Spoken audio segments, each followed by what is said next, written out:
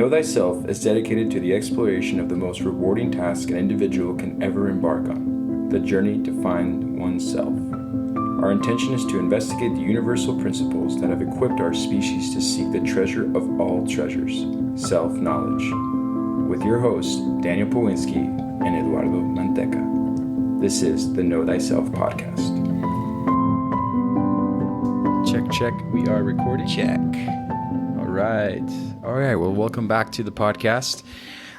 Here with Daniel Powinski. I am Eduardo Manteca. And so we want to kind of jump right into continuing the conversations we've been having in the last week or two. And more specifically, something to do with something more specific. And in this case, natural law. And, what its meaning really is, and kind of take a deep dive into that. And as always, I'll let Daniel sort of go right into natural law and Yeah, absolutely. So, natural law too, it's one of the things that we've already been studying through these past 4 episodes that we've already done.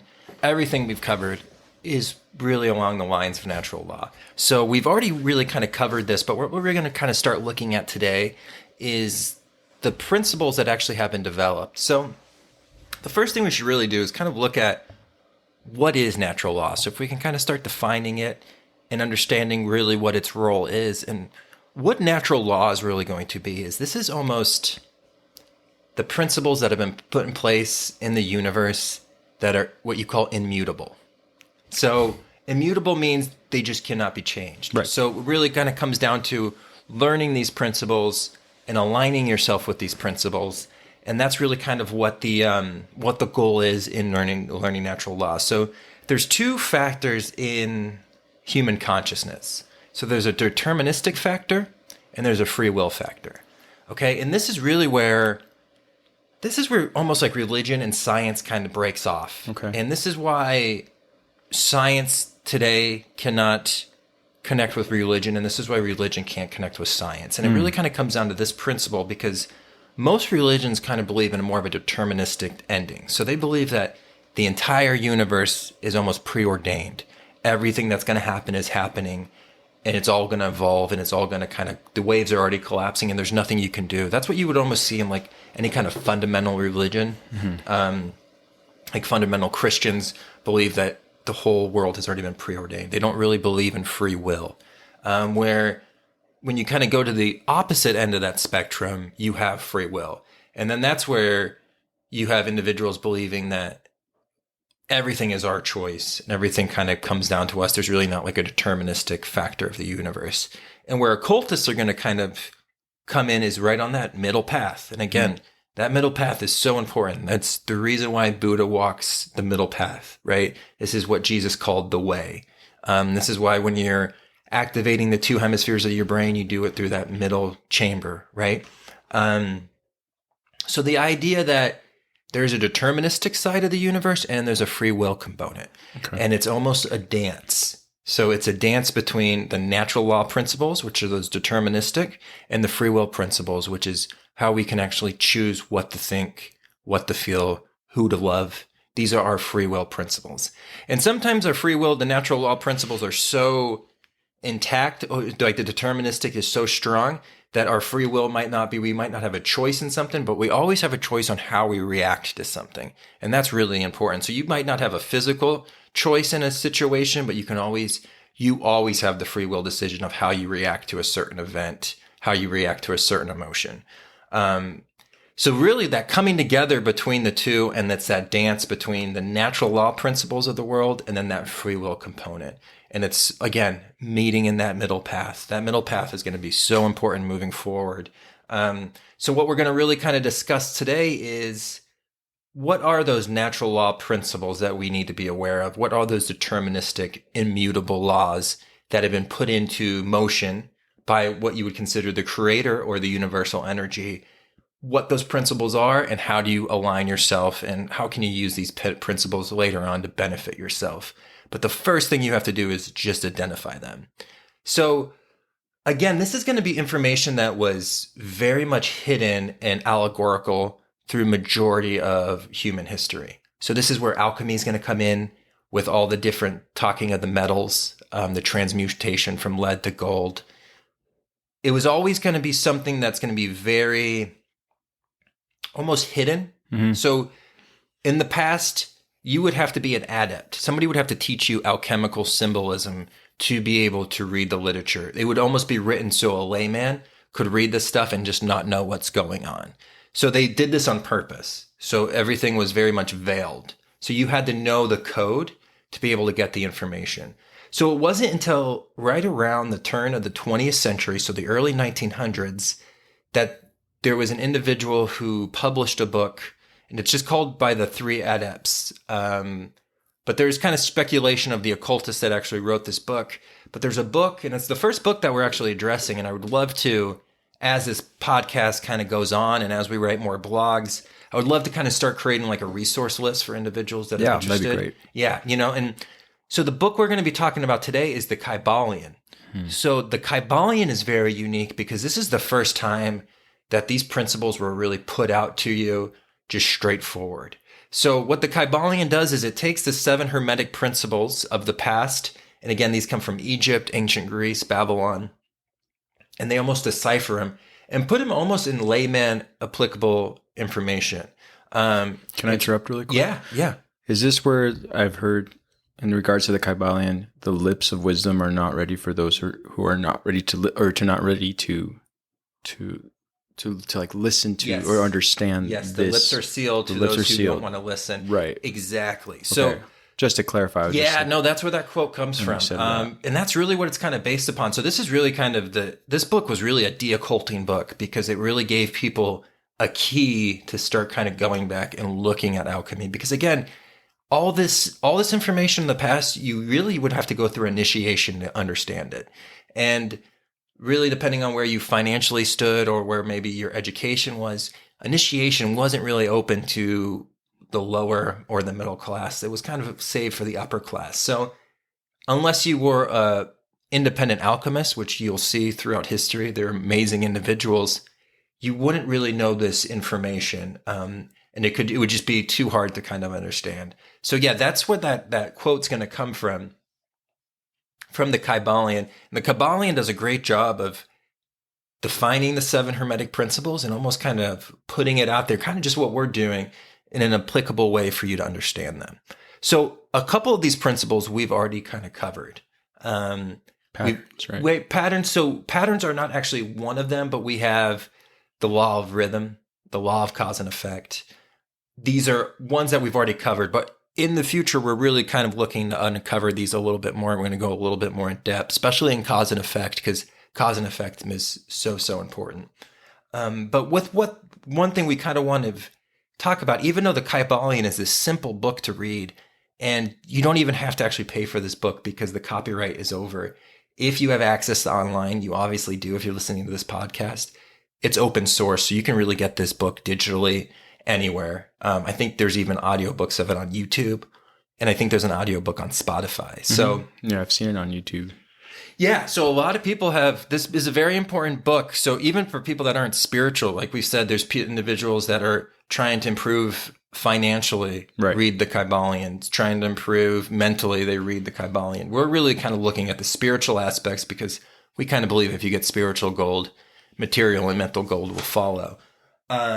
Is this where people have kind of thrown the mix in between the secret, people? Yeah, so this would be the real law of attraction. So The Secret does a good job of, as you think you attract, but The Secret is just really a watered down one of these principles. And you're going to see that through a lot of spiritual books like that, or spiritual like books, they're touching on it, or so they're going to kind of touch on a lot of motivational speakers. That's what I meant to say. Yeah, motivational speakers are going to kind of grab and choose parts of these books, but this is really the complete one, and it's only, I want to say it's just over 100 pages. Mm-hmm. It's very precise, very concise, direct information, and it's one of those books that you could read it once and you could read it 100 times. Every time you read it, you're going to pick up something more. It's like that iceberg. No, that's true. So it's a forever study. Yeah.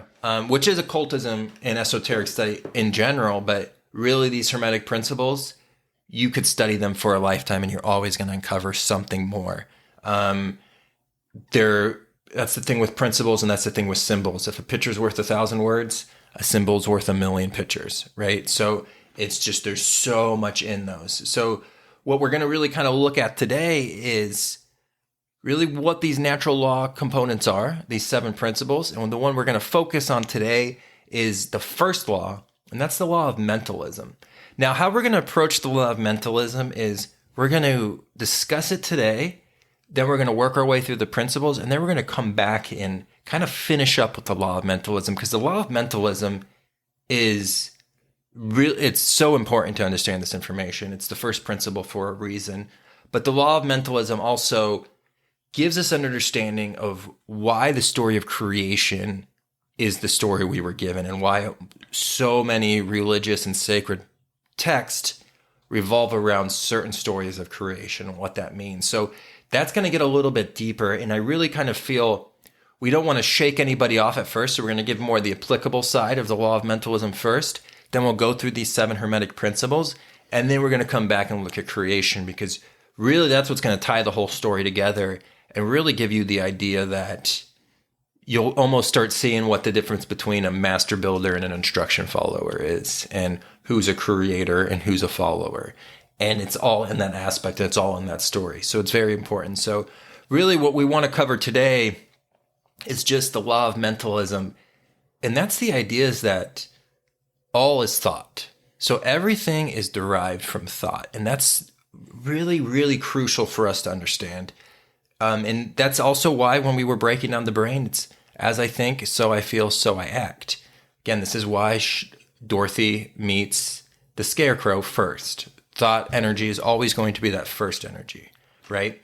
So thought form, the understanding that this whole universe is the creation of thought form energy.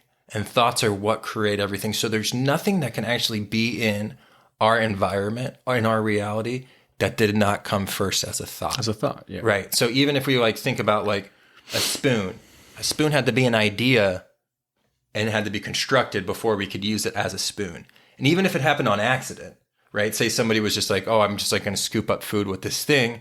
They realized through their thought energy, hey, this scoops up food really good.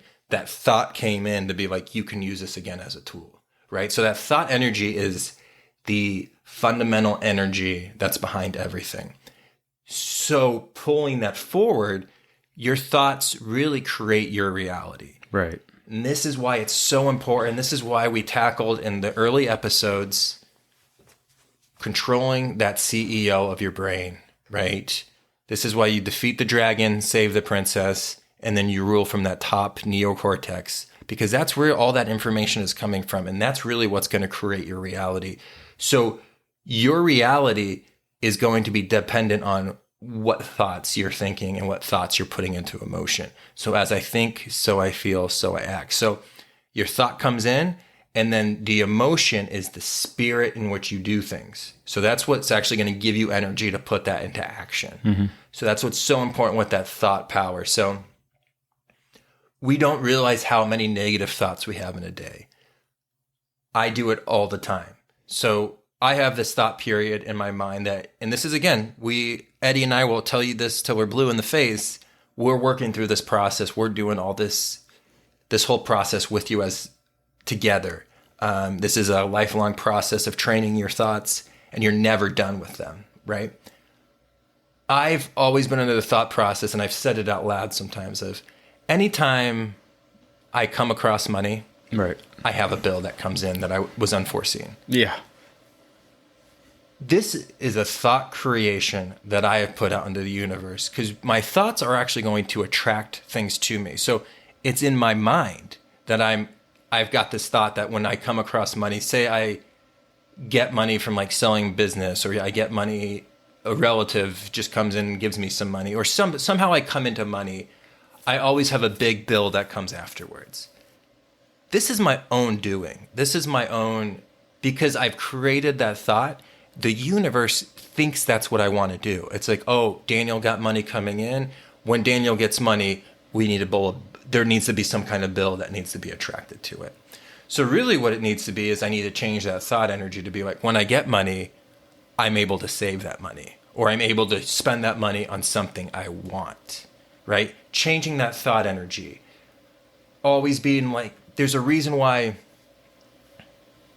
really rich people don't hang out with poor people. And it's because rich people have a thought in their mind that I am rich. I have enough money. I have an abundance of money, right? Yes. Where if you talk to somebody who doesn't have as much money, in their mindset, they're already kind of admitting that they don't have enough money. Oh, I'm poor. I just have enough money to get by. I just have enough money to pay my bills. It's because they're creating those thought patterns of, oh, this and this, right? So the universe wants to attract this stuff. So like when you were talking about The Secret, the law of attraction is very real. But what thoughts are you kind of creating? And thoughts are tough because a thought is like a train, right? It comes and it goes, it comes and it goes, and we really don't control our thoughts. So really what you really want to do is gaining control of those thoughts and then taking that thought energy and aligning it to the truth we were talking about and using how can I take my thoughts and raise them up, those octaves. Yeah, make it so, how you think, so you act. And so one of the things you were saying about that with financial status is those who are already thinking they are less than have already created themselves as less than because they're acting that way. And you can see that if you put an individual who doesn't align to that with someone who's like, no, but that's what's on my card. Like, this is what I'm seeing right now. It's like, this is what I think of myself and this is how, but the opposing person might say, well, yeah, that's why I don't want to hang out with you because like you're already acting like you're less than. Like, I'm actually here to hang out with you because I think you have somewhat of value. And that's when you'll see someone of a higher status sometimes raise someone to their level, which is what you'll hear. Like even people, I think celebrities will talk about like, oh, I was a nobody until I met this guy. And he like, but really what he did is he just raised that ability for that person, that vibration to tell him like, no, you are more than that, but you need to start thinking that way too. You can't just, does that make sense? Right. And so you're going to see it through financial aspects. You're going to see it through mental aspects, through great teachers you have. You're like, oh, I'm not smart enough to learn this subject. Right. And then you have a right teacher come by and be like, you are smart enough for this subject. And they kind of raise you up.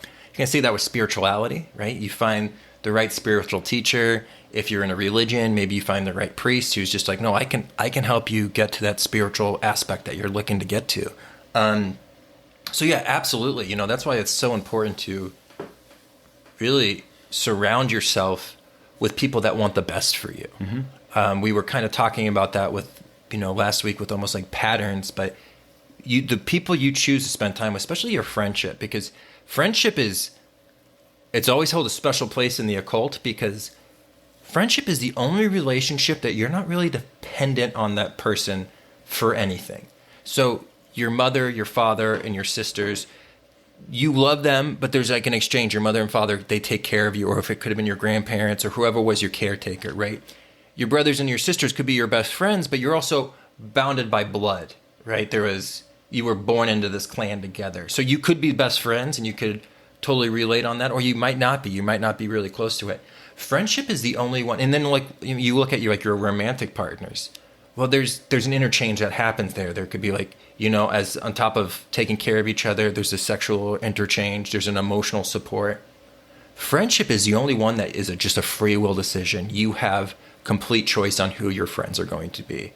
And it's so important when you talk about your thought energy, you want to be around the friends that want the best for you and are always looking for you to be the best, right? So when you have these phases of incubation from a caterpillar to a butterfly, you don't want your friends to be like, oh, you've changed. You want your friends to be like, man, your wings look beautiful. Like, look at what you did. And that's so important, right? They don't want you just to be like, oh, well, you used to like crawl on the ground with me. And like, I kind of wanted to stay crawling on the ground. And now you're like all flying around with pretty wings. You don't want those friends. You want the friends that are like stoked for you. They're like, you're looking beautiful up there. Look at the perspective you have. And like, can you help me get up there? And then you're like, of course, you're my friend. I'm going to help you get up here. So friendship, and again, we're just kind of like jumping into it. But again, a friendship comes from like your thoughts. Your thoughts are your attracting things. And you really want somebody who's going to furnish your thoughts and really raise those thoughts at those musical notes that we were talking about, those octaves, right? You're always vibrating those 7 steps, the next octave. So you always kind of want those thoughts coming from that highest octave. And it's so, so important. So one aspect that we kind of look at with thought energy is really, what are you doing with your thoughts? And are you in control of your thoughts? Because we get to a point where we almost can get programmed to where we aren't even controlling our thoughts. If we're not controlling our thoughts, we're not controlling our reactions. And this is really where it kind of comes into, and it's a great example. If you've never seen the movie, I know it kind of out of the blue sounds like an interesting one to choose, but the Lego movie is all about this thought energy. Now, we'll get deep into the Lego movie when we really talk about the hero's journey. But in the Lego movie, there's two different types of individuals. There's a master builder and there's an instruction follower. Master builders don't need instructions, and they can create any kind of thing they want in the Lego universe, and they create it with their minds, and they can actually manifest it. An instruction follower needs instructions to be able to complete anything. And this really kind of, if you start really breaking down society, you have master builders and you have instruction followers. You have the leaders of industry, you have the innovative individuals, and then you have the individuals who kind of need a blueprint. And now there's certain things, like if you're learning a topic or you're learning a subject, you're going to need those blueprints. But after a while, you want to be able to create. And really what that kind of comes down to is the master builder is just the idea that you can be that creator. This is why Jesus in Christianity was a carpenter. He was a master builder. This is why Freemasons are all carpenters, and they all agree with angles because they're master builders. And this is why pretty much all of our presidents, anybody who's in the Senate, anybody who's in Congress, if you look at anybody in the Forbes 100 list, are all Freemasons. It's because they understand these aspects of being a master builder, using that information and understanding that you create with your thoughts. And that's where causality comes in. And we'll get into cause and effect, but everything starts in the thought process. And it's about taking that thought process to that highest level.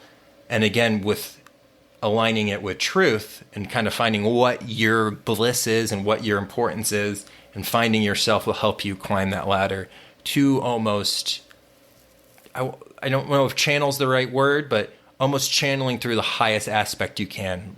You know, you can be shooting out for the low aspect or a high aspect, and you always want to be kind of going from the highest aspect of your thoughts, if that makes sense. No, it does. Yeah. It does.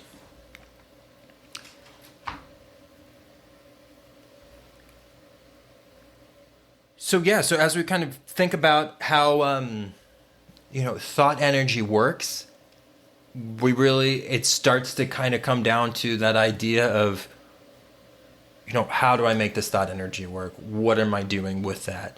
And is it aligned with truth? And that's so important. And that's why we went through these in that basic setup that we've done. We went through the esoteric brain, understood how you want to operate that, and then always, how do we align that with truth? So how do we keep crossing paths with the yellow brick road and staying on it with truth? And again, that comes with, like we said, from these last weeks, that comes with pattern recognition, and it comes with the expansion of consciousness, which we learned is just really pattern recognition. Expansion of consciousness, again, when people are saying I'm seeing with open eyes for the first time, again, it's not like they're seeing better. It's not like they're seeing physically 20/20. They're just seeing the patterns and the correspondence of patterns in their lives. So very, very interesting. Again, we'll kind of get into where this kind of comes into with the idea of creation.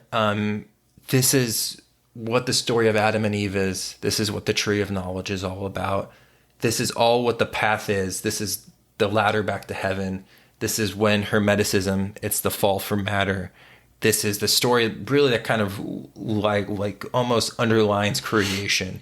And it's because as a thought, we partake in what the creator is, and the creator is thought energy.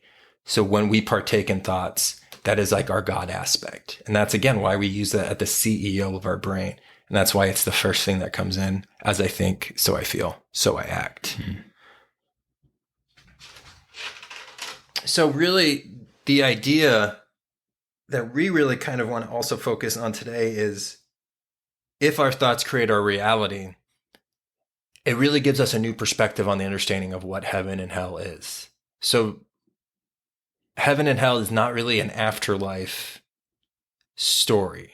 You create heaven and you create hell with your thoughts. So the higher the thoughts, the finer the substance, the closer you're going to be to heaven. The denser the thoughts, the more materialistic and heavy your thoughts are, that's going to be the closer to hell. So again, you can have all the financial success and you can have all these things, but if you don't have anything that's getting you almost closer to that creator and those finer substance of thoughts where we see within spirituality and the understanding of the self, you can still be living in a hell and you can have all the physical things you want. And you see that. You see the depression rate with some of the richest people in the world because they don't have that connection. And then that's why you could be walking in, we've done some traveling, you could be walking in Guatemala or Nepal and you could see an individual who physically doesn't have anything and they're at more peace than the individual who's a CEO of a company, right? So it just shows too that these are a currency and you have that choice in your thought power if you're living in a heaven and if you're living in a hell. And climbing that ladder is almost a hard thing to do because until you climb that ladder, you don't perceive those finer vibrations, right? So the more materialistic you are, the heavier the substance is.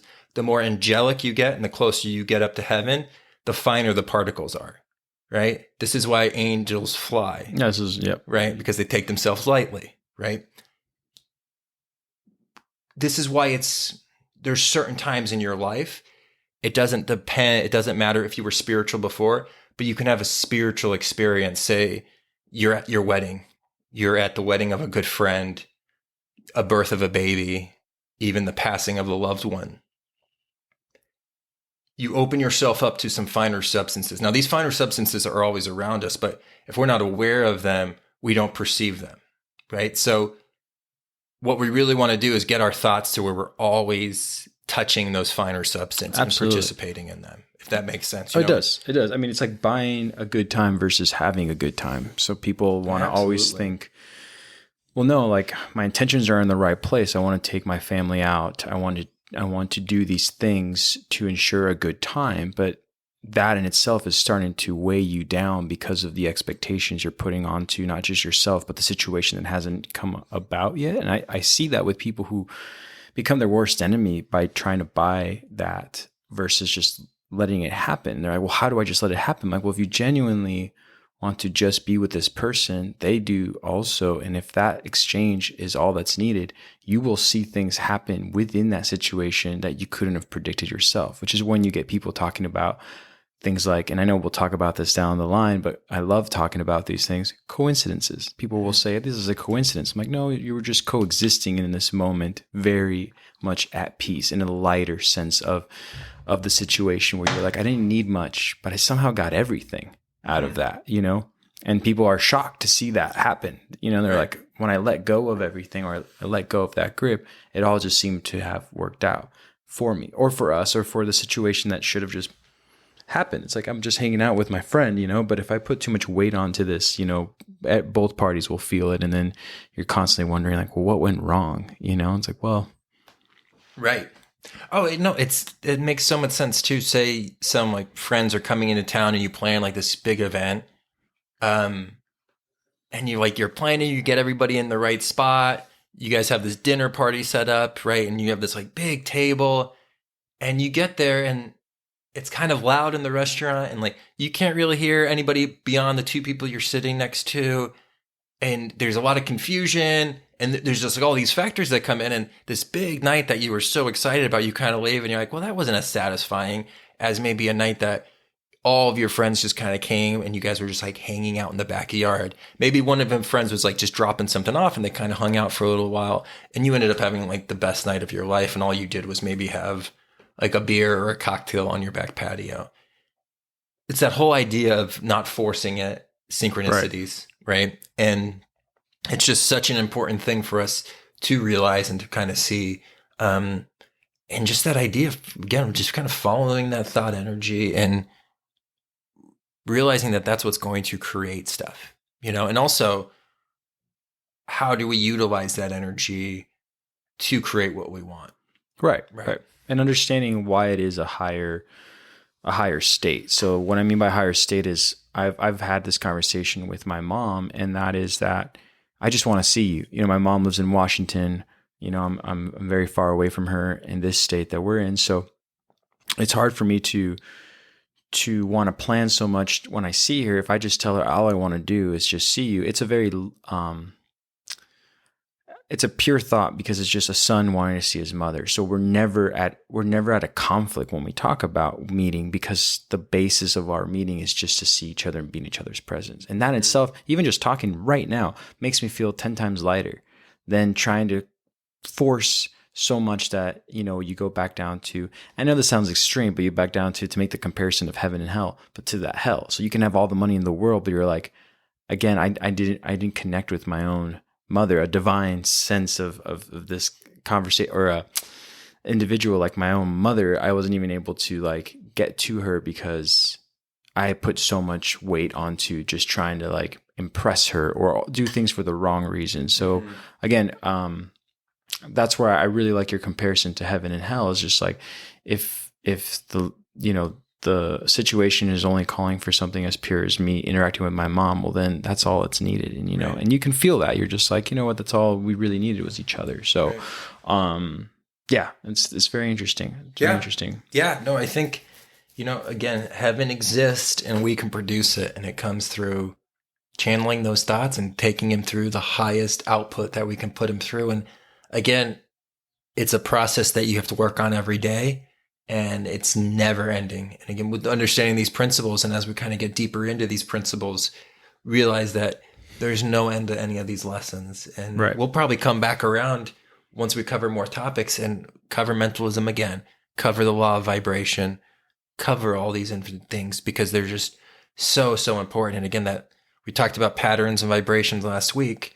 Your thought form is literally a vibration. You can actually see this vibration when you're hooked up to a certain kind of machine that can perceive it. And what is the pattern? What is that vibration? Where are the pattern of your thoughts coming from? And how do you change that pattern? So really all this information is going to dance and have that work in and out with itself. And it's just, again, kind of witnessing that dance and being that responsible, sovereign individual to be able to channel that correct thought, emotion, and action. Absolutely. And I do believe everything else will just fall right into place. That's kind of what I was trying to say with my rant.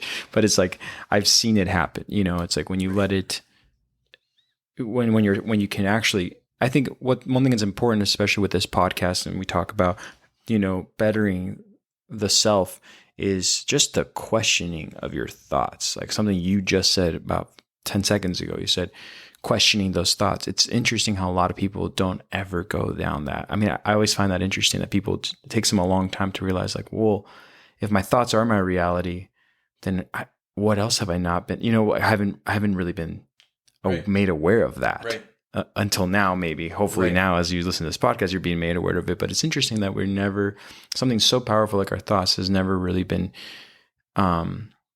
confronted to be question that thought, or where is it coming from, and why are you thinking like that? Because if you don't question, then your reality will continue to just be existing in this horrible, and in the case of a bad thought, and a horrible consequence.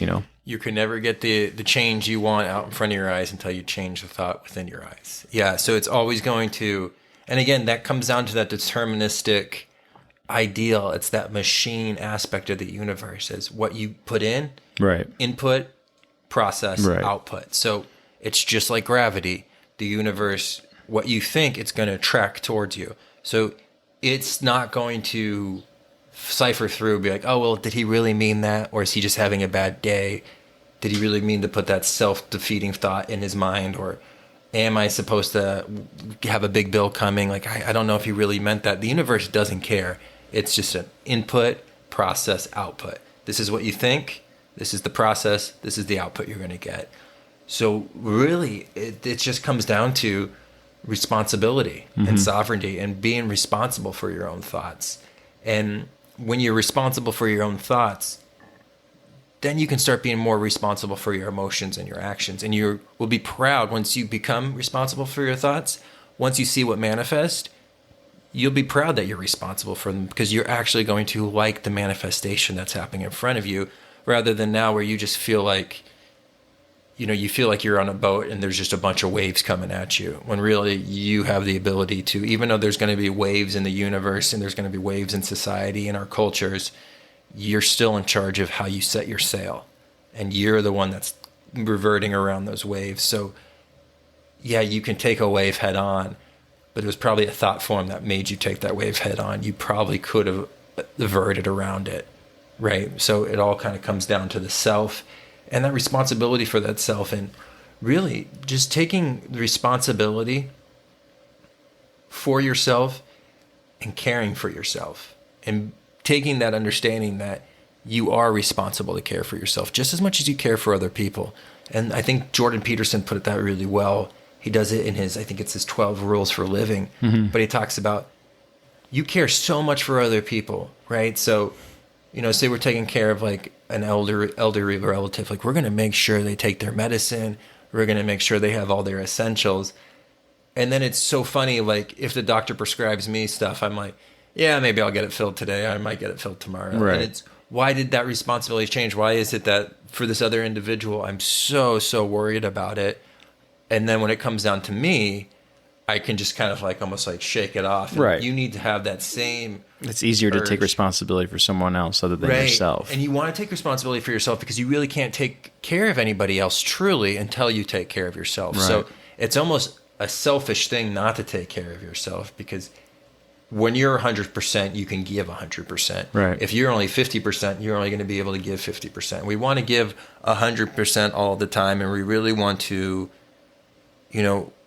what happens too when we think about this, if our thoughts create a reality.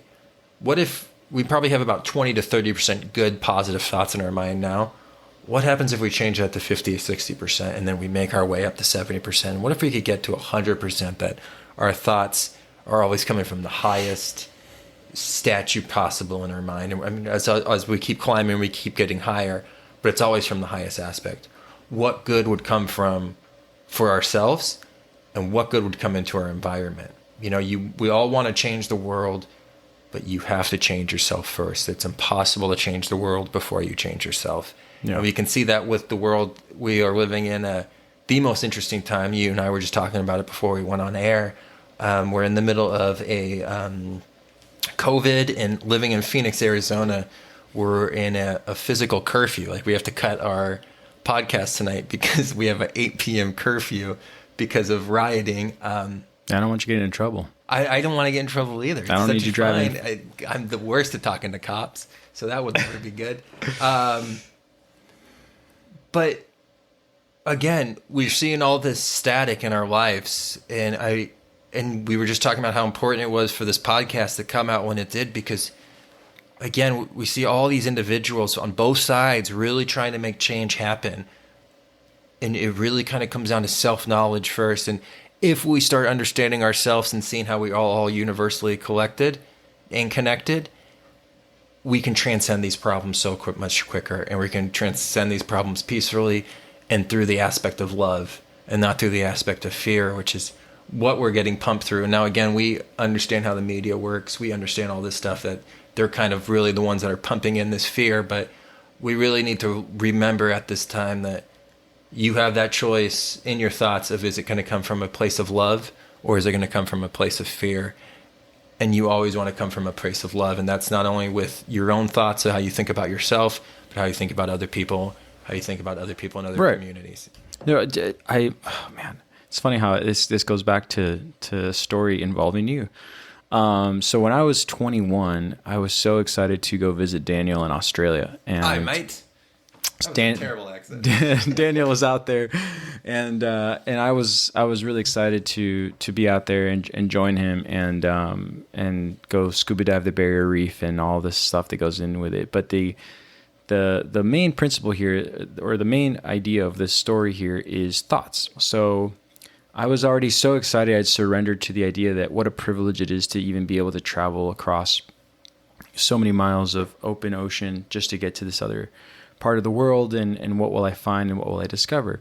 And that innocence of a young person wanting to immerse themselves in something new allowed me to be at ease. So following my flight from Phoenix to LA, I ended up getting to the Qantas or in the side of the airport where I was going to be boarding with Qantas. There was just this uproar with people, and I remember everyone was upset. And I said, well, that's interesting that this mob of people here is just kind of not making a lot of sense, but it's what you would see out of any cartoon of just a bunch of, nonsensical fists in the air. Anyways, I walk up to the individual to check with my flight, and his face was just petrified. I'll never forget that. I didn't understand why his face looked so concerned. I just assumed he's had a rough day.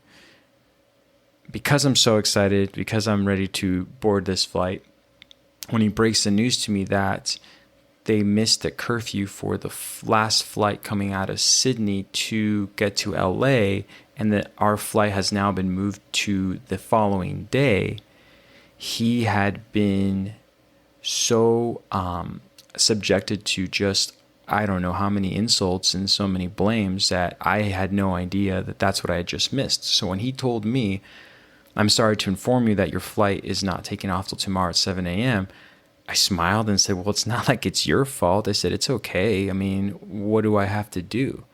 He looked at me with complete disbelief. This is a true story. And he said, I'm so glad you haven't even reacted in a negative fashion, because all those people over there, the mob that I was talking about in the story, they're all mad. They're furious. And anyways, he's like, hang on tight. I'm going to do something for you. So again, if you can picture me, I'm just this gullible kid in the airport at LAX. And I'm like, well, all I said was, I just met him eye to eye. That's all I did. And I just basically reacted in a way that I thought most people would react. But because that's not the truth, because my thoughts allowed me to just be a little more at ease and see him as a person, he ended up taking care of me through the whole process. So what he did is he called me a private cab that the airport paid for it, and he looked at me and said, I want you to look at all those people over there. All those people over there who are angry don't realize that we're putting them up on the Marriott tonight. They're all going to have their hotel room, and we're all going to take a shuttle, or we're going to have a shuttle pick them up from here at the airport, take them to the Marriott, and bring them back in the morning. But because of the way you just acted, I want you to know that that shuttle's not coming for another 35 to maybe an hour time before they get onto that shuttle. So I just called you a cab. It should be coming. So just hang out outside. I'll let you know when they call me, and then they're here. And so I ended up getting a cab to this hotel. So this went from, in the time that this all happened, within 30 minutes, I went from asking where my flight was to then being given a cab, a hotel room. And on top of all that, I took a nap in the hotel room, woke up to a cart that was inside of the room full of treats. So just, whatever you can think of that the hotel had as a complimentary cart, with a thank you card from that man.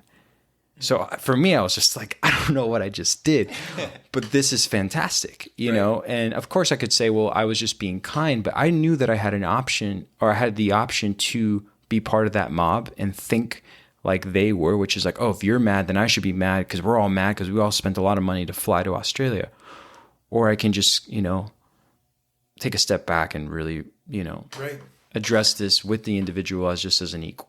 Yeah. And that's all that happened. That's all it was. It wasn't like a big, turn of events. It was simple enough to see that, okay, my thoughts really will change how my outcomes will be from here on out. Right. And that trip was a fantastic trip. Oh, we had such a good time. Yeah, it was a good time. We had such a good time. But yeah, I hope that story, kind of enlightens some people, or at least gives you an example for what Daniel's explaining with thought, because it's very real. Well, yeah, I think too, what you kind of just brought up there was a great example too of what we were talking about with the free will principle. So again, free will is people make it a complicated subject, kind of like truth, and they overcomplicate it and obfuscate it. But free will, if you really want to break it down to easy, is free will is how you react to a situation. And that's always going to be a free will thing. So again, that controlling aspect of the universe made it so your flight wasn't going to come in or wasn't going to leave till the next day, right? There was nothing you could have done. right? There was a deterministic aspect. Your free will was how you reacted to the individual, and you threw it through a channel of love and understanding rather than fear and hate and anger. So you channeled that thought through the highest aspect it could have come, because that energy was going to come anyways. You were going to think Exactly. about how am I going to react to this? So that thought was coming, but you channeled it through the highest aspect you could, and that was a free will decision. So free will really comes down to, and I know we weren't going to plan on talking about free will today, but when the opportunity arises and we have free will, we can do what we want. No, I'm just kidding. It's how we react to a situation. And that was a perfect example of that. And I really want all of our listeners, and I know you're aware of this, but just remember, you always have a free will decision to how you react in a situation. And are you going to approach it with love and understanding, or are you going to approach it with fear and hate?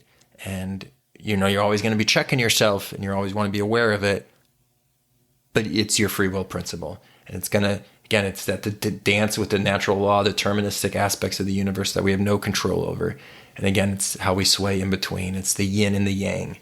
So, no, that was a great story. And it was the best trip ever. Yeah, that was the best trip when you came out to Australia. So much love for the country of Australia.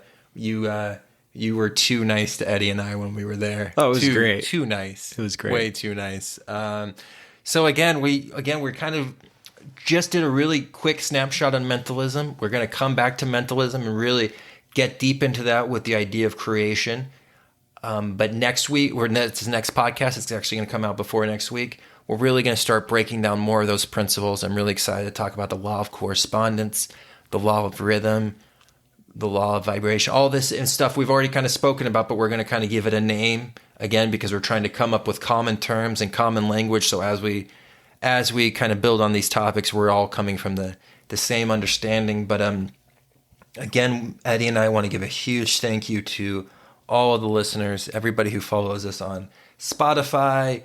We've been getting some really great comments, and it's been really awesome seeing where all the listeners are coming from. Of course, we're centralized here in America, so we have a lot of listeners here, but we have some new we've got some new brothers and sisters in Istanbul, which we're really excited about. We've seen a lot of downloads in Asia, Africa, South America. So it really just shows this is a human subject. This isn't down to one culture. This isn't down to one race. This is the unifying information. And when we start seeing that there's this unifying information, we really see that we're all one and we're all together in this together. And if you're suffering, I'm suffering. And if you're happy and you have peace, I'm happy and I have peace. So we really hope the best, and we hope everybody's safe right now, and all the love in the world. All the love in the world. Right. Yes. No, seriously. And just think of all of us as one, because especially now, as Daniel said, the political climate as that's going on right now, like try to, if you are listening to this and you are in America right now or anywhere in the world, actually, and a lot of people are feeling the vibration of this situation right now, remember, about free will. Remember what Daniel was saying in regards to free will and what your thoughts are, where are they coming from? So just remember, we all are one. So I guess with that being said, digital high five to everybody. All right. All right. Well, we'll check in with you guys again next week, and I can't wait to continue these principles. Until next time.